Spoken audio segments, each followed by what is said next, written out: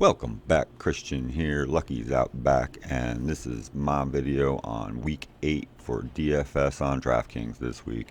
Halloween DraftKings this week, so let's get some trick or treats. Let's get some candy here, folks. Let's do it. Last week, complete brick. Patrick Mahomes, complete failure. I don't know how many times anybody's ever going to have to say that, but it's true. It happened, and we didn't do good last week, so marching on week 8. Week 8, I like a lot. A lot of things about this slate I like. It's now Saturday morning, so a lot of information is in, and have good. And it's really working with how I was generally looking at this slate to begin with. I'm going to shout out a few players right now, just so you can understand how I'm going to be doing this build, and hopefully you can get on board with me, and we can do some work this week, get some trick or treat. Don't know what I'm doing at quarterback yet. We have been trending down at quarterback lately. Our general strategy of paying up at quarterback has not been paying off the past couple weeks, so I'm going to have to rethink it a little bit and come up with something a little bit different.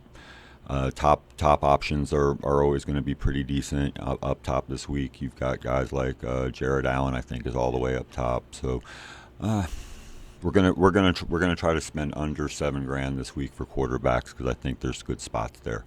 I will shout out Carson Wentz at this time for whatever reason at 58, 5,900, whatever he is. That I really like that spot. I think that game's going to go over. I think that's going to be a big time divisional game. I kind of like that spot. Colts are going to be home dogs in that game, and I know it feels a little gross saying out loud, but Carson Wentz is looking like a guy we can build around this week. It is on the flip side of that. It is Derrick Henry week, folks. Everybody went there last week. He did meh, and we expected that. That's why we faded Derrick Henry. It was one of the things we did do right last week. But we are going there this week.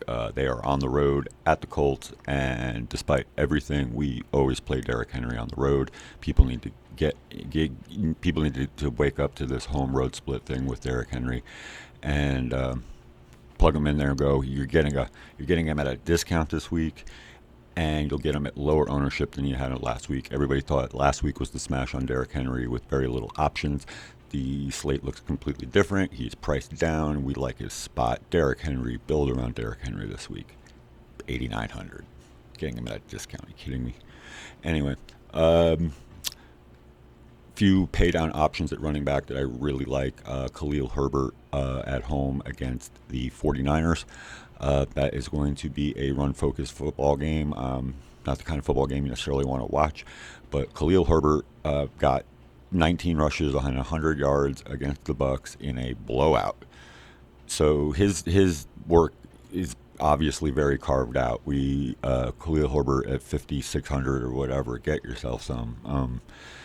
He's just way underpriced for what it looks like he's carved out to be for the Bears, while David Montgomery is on IR. So definitely get yourself some Khalil Herbert this week.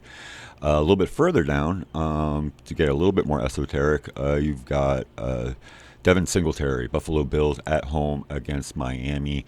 I like that 4,600, way too underpriced. He will get some touches. That Miami defense, you want to target running backs. You don't want to target anybody against Miami at this point. So, running backs. It's going to be the weather is not going to be positive. It may rain, it may not rain, but it's not going to be a nice day in Orchard Park tomorrow. So, Devin Singletary, 4,600. That is going to give you some solid touches with some possible upsides. He broke off a couple of big runs against Miami in week 2 that no one saw coming. So if you need to get down that low, get some touches. Devin Singletary is a good place to start. A little bit further on down, Miles Sanders will be out. He's on the IR. A lot of people are going to be running to the rookie Gainwell. He is $5,000 this week, and that is a good play. He probably will be very popular. But he's a good play. $5,000. He's not even priced up. There's low risk there. You can definitely smash that price. But all the way down to $4,000 min price for running backs. Boston Scott. Now, this guy has been there for years, when he plays and he has to play, he puts up numbers. He can catch the ball. He's a red zone. He can score from in the red zone. So Boston Scott $4,000 against the Lions. It's like how so.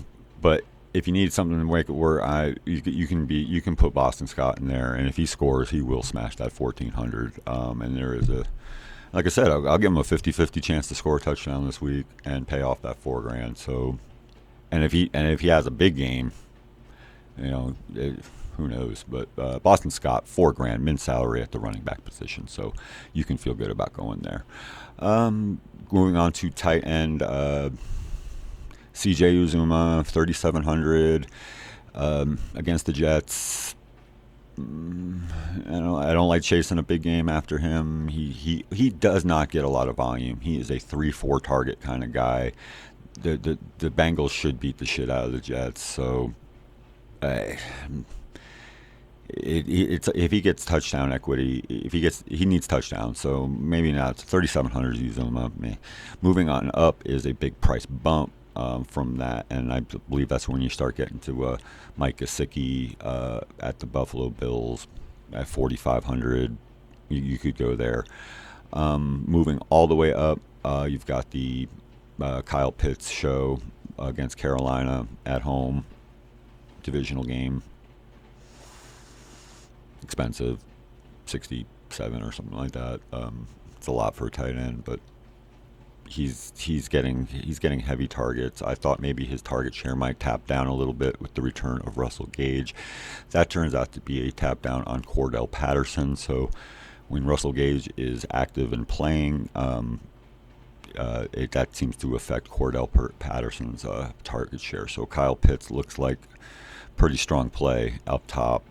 Not a lot of people will probably get to him, although he's got a lot of popular people want to play him. So I think you'll get fair ownership. But he could be he could very well be the highest scoring tight end on the slate this week. So seeing as that's pretty desirable effect for your lineup. So I think we're going to be getting to a little bit more Kyle Pitts than we originally thought. Now that I say it out loud. Going down to defense, I was looking at the Bears at 2,700 at home against the Niners. I am fading that.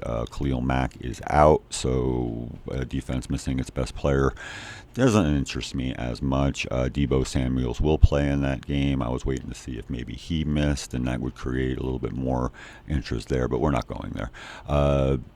Joe Flacco does not want to play for the Jets, and I don't think they can make him. So I think it's going to be this whoever finished the game for him last week at home against the Bengals. Man, I hate being thinking that the Bengals are going on the road against anybody and beating the shit out of them. I've been watching football a long time. That never makes you feel good, but it looks like Cincinnati 3,600, something like that. That looks like about your safest play of the week for defense. It's probably going to be crazy popular, and that makes me nervous as well. So now I've got a couple things working against that thought process. So we'll have to see. You got the Buffalo Bills at home against Miami. That's a good spot. Buffalo's defense has been a very steady fantasy producer this year. They don't give up a lot of points. They're tough on quarterbacks. So Buffalo a little bit more expensive. We'll look at defense a little bit more right now, but we're just going to have to decide how much we actually do like the Bengals this week. And let down game after a big divisional win. Anyway. Moving on, you're going to need some value at wide receiver this week, obviously. Not too much is really kind of popping up so much. A lot of this angling is coming from the early slate. Haven't really gotten too much into some of the later plays. It's a very unbalanced slate for the main. 8 earlies, three lates. So you should be touchdown farming in the early slate for sure, and that's how we're going to be doing it. You got 8 against 3. I mean, obviously, most of the touchdowns are going to be on the early slate. But anyway, moving on to some wide receiver value that I'm kind of looking at right now. One of my favorite wide receiver values on the entire slate is Michael Pittman Jr. for the Colts. Going back to that game once again, I am expecting that game to go over. Pittman is in a good spot this week.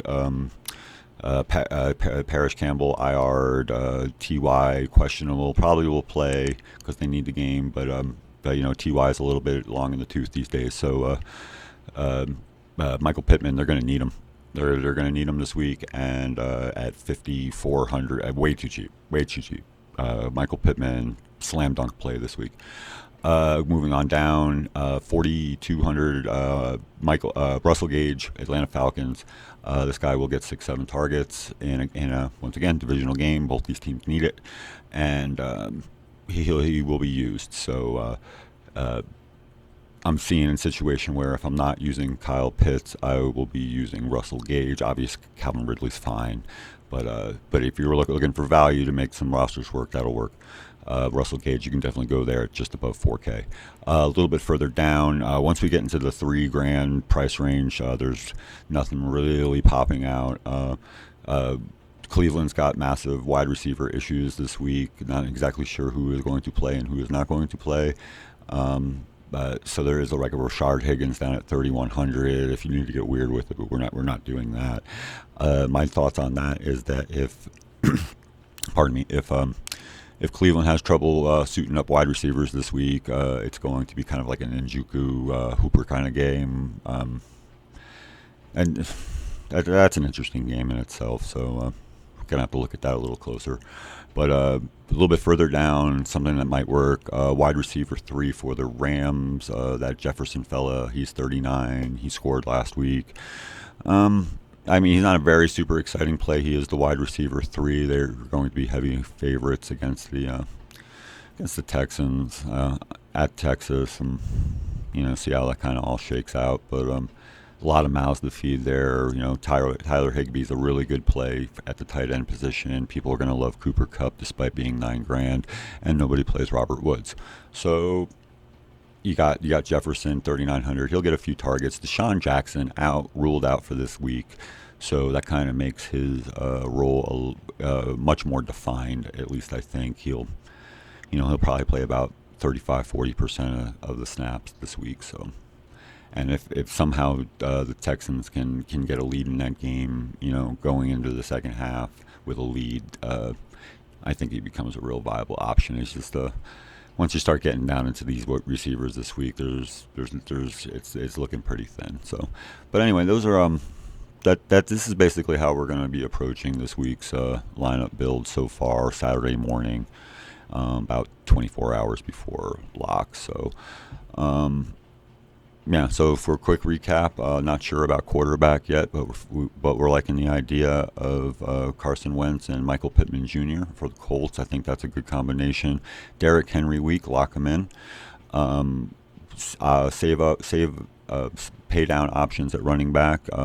Good idea is Khalil Herbert for the Bears and Devin Singletary for the Bills. We're liking those as good pay down options to get some pretty decent volume. Tight end, we don't know what we're doing ever, so Kyle Pitts is probably gonna be an idea to maybe just pay up and just be done with it. And then our defenses, how much can you stomach a chalky Bengals defense on the road? I think that's what that question will come down to. So anyway, these are the early thoughts. I'm going to check out this video. I'm going to get it up, start making some lineups, and I'm going to try to build this up, and we're going to have a happy Halloween. Thanks for watching. We'll talk to you later. Bye.